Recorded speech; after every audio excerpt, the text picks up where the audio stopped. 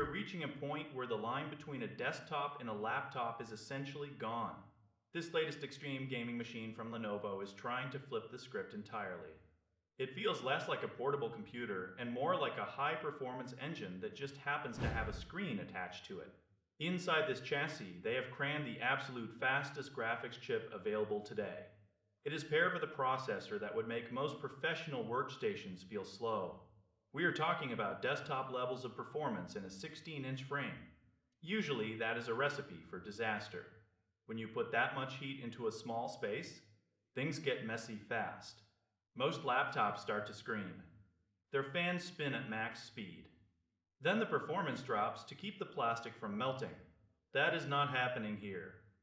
Lenovo built a cooling system designed to handle a massive amount of power without breaking a sweat. It manages to push through over 250 watts of combined energy while keeping the internals stable. This means your frames stay high during the third hour of gaming. You do not have to worry about the machine slowing down when things get intense. Then there is the screen. It is a gorgeous panel that uses the latest display technology to create blacks so deep they look like the void. The refresh rate is incredibly fluid. It makes every movement on screen feel instant, at 1,000 nits of brightness.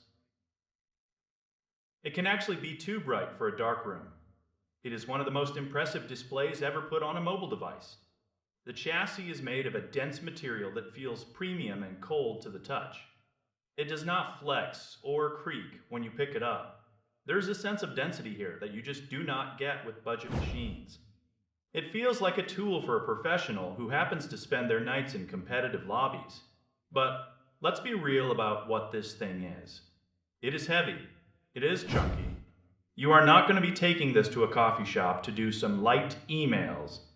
This is a beast that demands to be plugged into a wall constantly.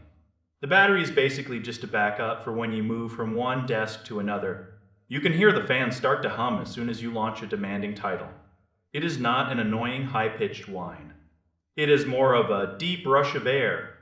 It sounds like a jet engine preparing for takeoff. That sound is the price of admission for this kind of power. You can feel the heat being pushed out of the side vents. It is a constant reminder of how much work is happening under those keys. And then there is the cost. You are paying a massive premium for the very top end of technology. Is the leap from the previous generation's best chip to this one truly life-changing? Probably not. For most games, you might notice a slight bump in speed.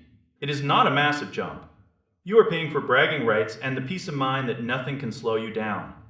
It is a niche product for a very specific type of person. If you crave the absolute maximum frames per second, and you do not care about the weight in your backpack, this is the current king of the hill. Just be prepared for the reality of owning a supercomputer that requires its own zip code. It is loud when it needs to be.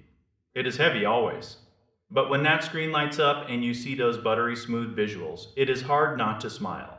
You're holding the pinnacle of what engineers can do with silicon and fans right now. Every time you open the lid, you feel the weight of the engineering.